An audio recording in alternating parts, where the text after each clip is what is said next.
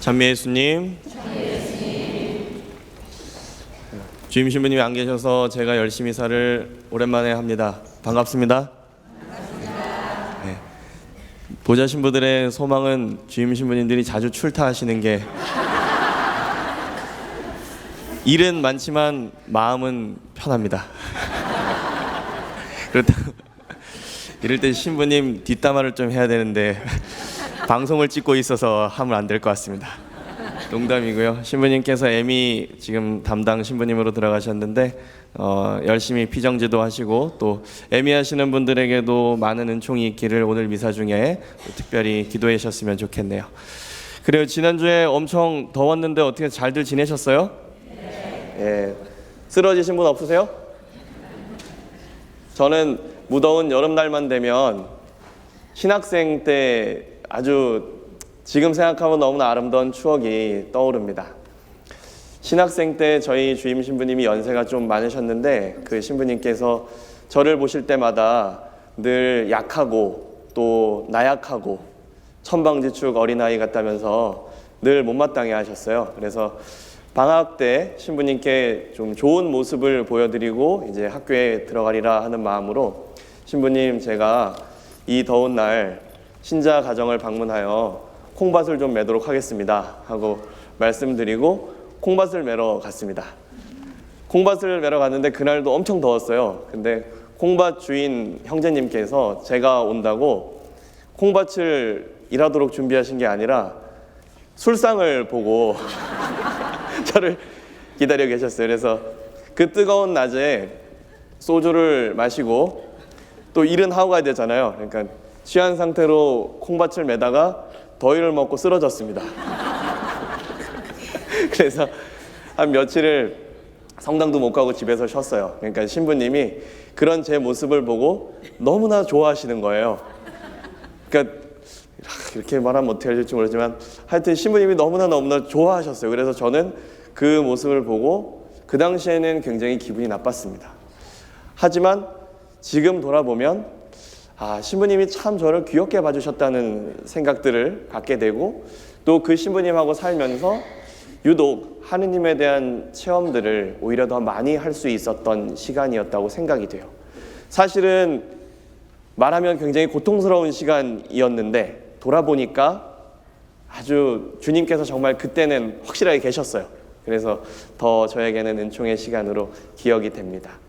여러분들 요즘 많이 유행하는 개그 중에 그 보이스피싱을 하면서 돈을 빼내는 그 코미디 프로를 보셨을 거예요. 거기 보면 이제 그 사람이 연변 사투리로 많이 당황하셨어요? 이러면서 고객님들한테 전화를 해갖고 물어보는데 그걸 못 보셨나 봐요, 여러분. 반응이 없으신 걸 보면. 봤어요? 그런 것 좀 보세요. 재미가 없잖아요, 세상이. 그런 것도 보고 살아야지 재밌죠. 챙겨보세요. 전 챙겨봐요. 그래요.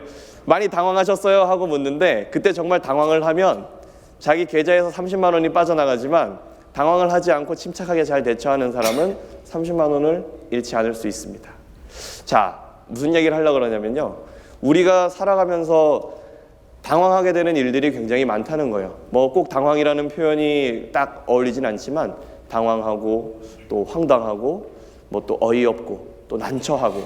근데 이런 일들이 벌어질 때 그 결과가 어떻게 되냐면 좋은 결과로 이렇게 귀속되기보다는 조금 내 기분을 상하게 한다던가 또는 무슨 어떤 손해를 입힌다던가 좋지 않은 일들로 이렇게 귀결되는 상황들이 참 많습니다.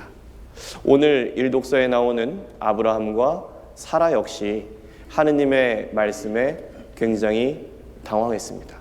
오늘 일독서 안에는 나와 있지 않지만 독서 전과 또 독서 후의 말씀을 다 같이 읽어보면 이미 하느님께서는 아브라함에게 나타나셔서 너는 아들을 낳을 것이다. 그리고 그 아들을 이삭이라고 하여라 하고 말씀하셨는데도 불구하고 저는 나이가 100살이고 사라는 나이가 90살인데 저희가 어떻게 아이를 갖겠습니까? 하고 믿지를 않습니다. 아브라함에게는 아주 당황스러운 일이었던 거죠. 사라 역시 마찬가지입니다.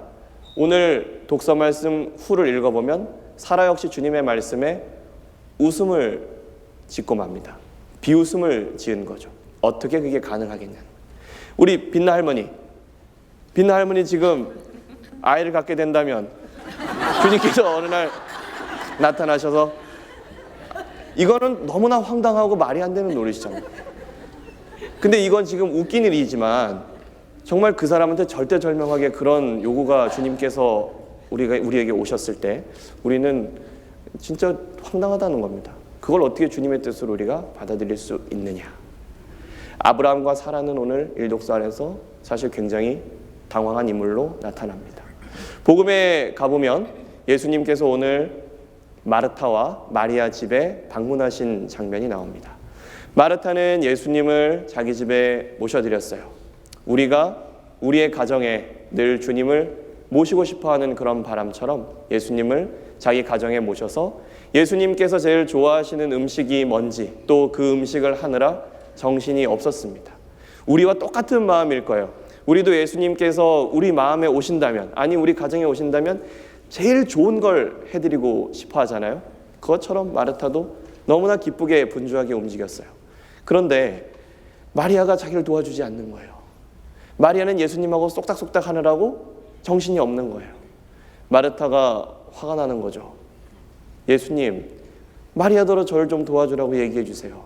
그러니까 예수님께서 마르타야, 너는 너무 많은 것을 신경 쓰는구나. 마리아는 참 좋은 몫을 택했다. 마르타가 얼마나 황당했을까요?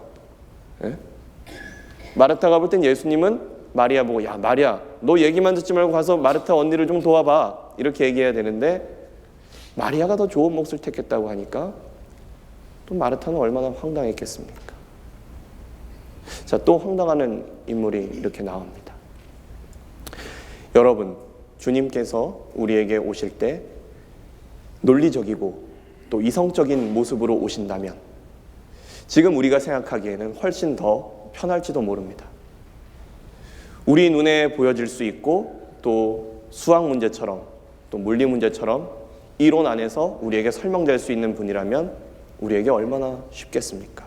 그런데 주님께서는 바로 이런 모습처럼 우리가 지금 당장 받아들일 수 없는 황당한 모습으로 또 우리를 당황하는 모습으로 우리를 찾아오신다는 겁니다.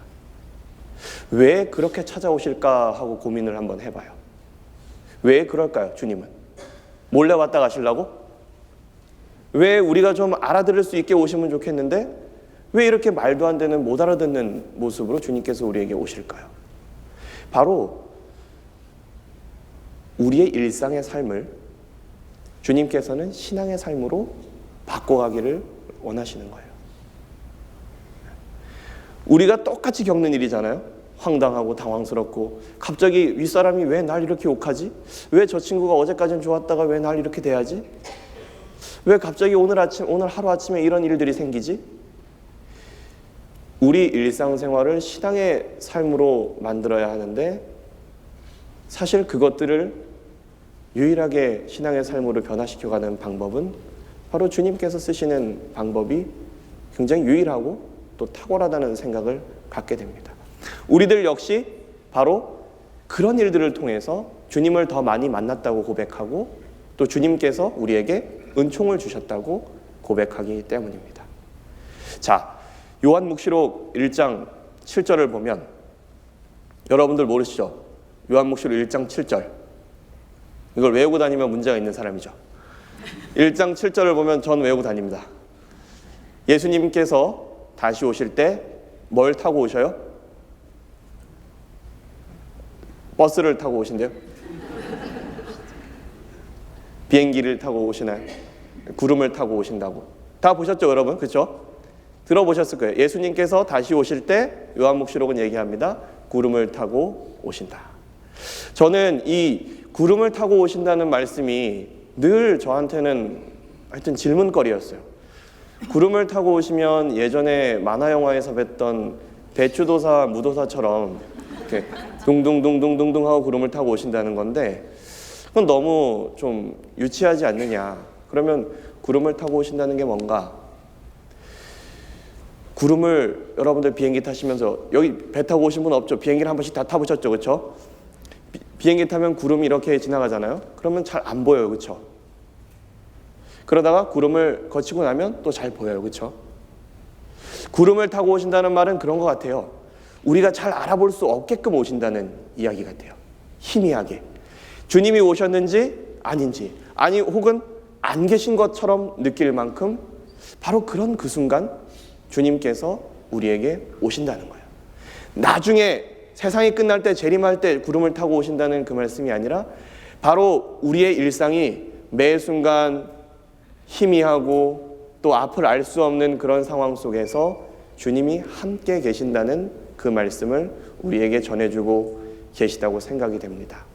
오늘 일독서의 말씀, 복음의 말씀, 바로 우리가 여러 가지 어려움 속에서도 늘 주님을 알아볼 수 있어야 하고, 중요한 것은 마리아처럼 당황해서 우왕좌왕하고 무엇인가 분주하게 움직이는 마르타가 아니라 마리아처럼 그분의 말씀을 들을 수 있어야 한다는 것입니다.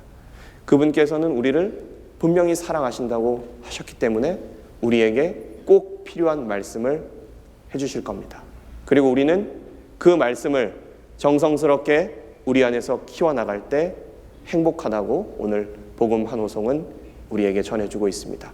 여러분들에게 주어진 많은 어려움들이 있어요. 저에게도 있고 다 있어요. 근데 그때 당황하지 마시고 주님께서 오늘 나에게 어떤 말씀을 주고 계시는지, 지금 나에게 무슨 말씀을 하고 계시는지 다시 한번 주님 앞에 주님 발치에 앉아서 그분의 말씀을 듣는 그런 한 주가 되시기를 기도드립니다.